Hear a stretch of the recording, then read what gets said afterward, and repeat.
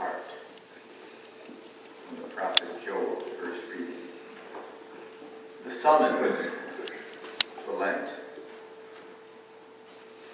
is given every year from the prophet Joel. Return to me with your whole heart. Lent is not for half-hearted people.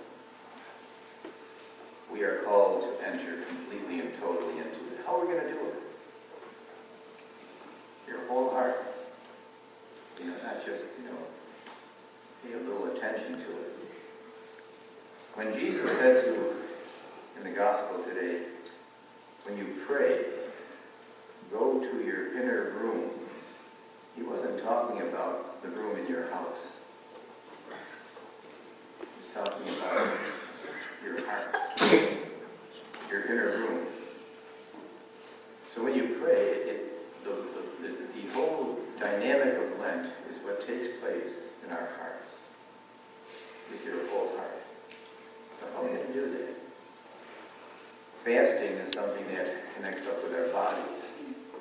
And we need to be able to do some of that because it disciplines and it takes us away from all those self-pleasures and self-absorption and things.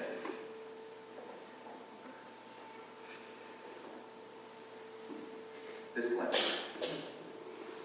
maybe a little different approach that I came across.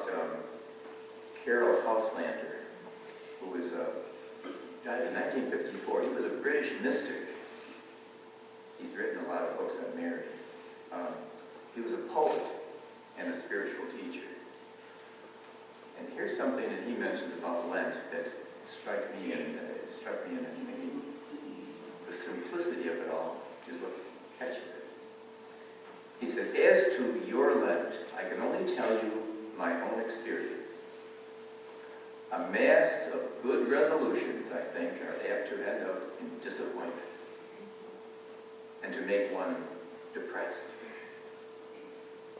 Your good resolutions, all these things. So, also, direct fault uprooting. You're trying to uproot your faults, and change them around and try to correct our sins and that. It makes one concentrate too much on self. Interesting. I'm going to change myself. Right? I'm going to work on my sins, or I'm going to do this, I'm going to do this, I'm going to try to... Those things focus on yourself, and they can be so depressing. The only resolution that Carol Houselander says, he says, that I've ever found that works is whenever I want to think of myself, I will think of God. And it's the only approach that he uses for Lent. I'm thinking, well, all right, now this is how, it does not mean that I will make a long meditation on God, but just some short, snap answer, so to speak, to my thought of self in God. For example, he says, so I'm feeling lonely, or misunderstood. Immediately, the loneliness of Christ, at his trial, when he was abandoned by his friends, he was misunderstood even by his closest friends. See what happens?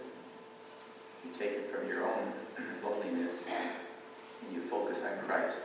The reason behind this, it makes much sense to me, is that Lent is a journey to the cross, through the cross to the resurrection. It's a journey with Christ, and you are journeying in Christ. So if you're, and we get a chance to do a lot of whining, anyone hear any whine? I can't, this is too hard. And we all go through these motions of stuff like that. It's all about self. So Lent, if we can turn from self and turn it with Christ, to Christ. So he says, another example. Oh, I made a fool of myself. Anyone here not made a fool of himself? So anyway, you start doing some, self, whining. It focuses on you. So he says, all right, turn it around. Christ was mocked. He felt it. He put mocking He put the mocking first in foretelling his passion. The Son of Man shall be mocked, he said, made a fool of before all those whom he loved. So anytime it focuses on your own self, I made a fool of myself, turn it around to Christ.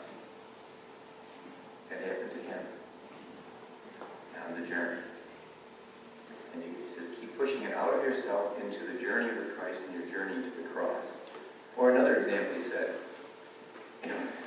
I can't go on. I can't go on and I can't unhelped. All right. Christ couldn't either.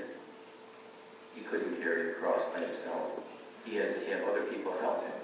He was grateful for the sympathy that Mary Magdalene and his words on that occasion and other examples, they suggest themselves just like pictures that flash through the mind.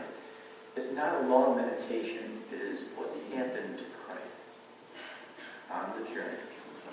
And we journey with Christ. And we journey and move ourselves. Those who are old enough remember when something happens and you got hurt, offer it up. Right? Remember that? How true that is. If something bad happens and something difficult, offer it up, which means basically you put your suffering with Christ on the journey, so you are not journeying. It's not just me, it's be in Christ. Got the idea? Makes sense? Makes sense to me. And so this Lent, keep it simple. Don't feel complicated.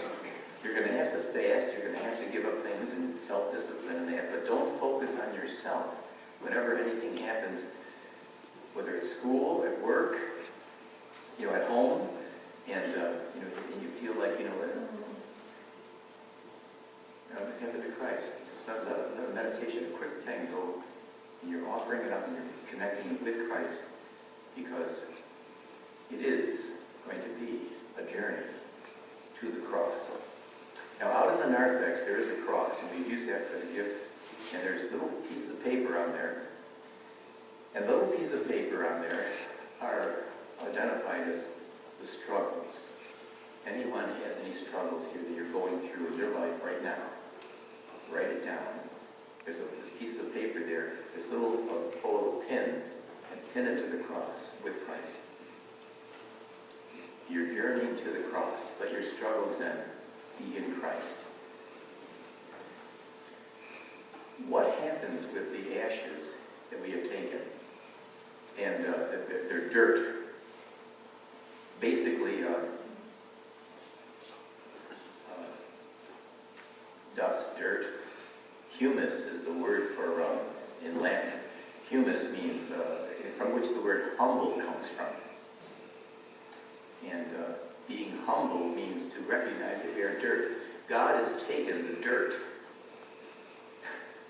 that He created and raised us, Adam and Eve, and built us up. If God can do that, so what? Then we are dirt in God's hands, and God can raise us up. All we do is need to trust and walk in it. We are from dust we are, to dust we shall return, in God's hands. And it's good hands to be in. And so we allow ourselves then to walk with Christ and move it out of ourselves. Get away from yourself and let Christ take over in your life. So when we take the ashes upon ourselves, it's a matter of a commitment. My heart, Lord, is going to be wholly with you. And I will let that be happening this Lent. My heart is with you. And so we travel and we journey together. So when we take the ashes in a moment, it's going to be commitment with our hearts. Keep it simple.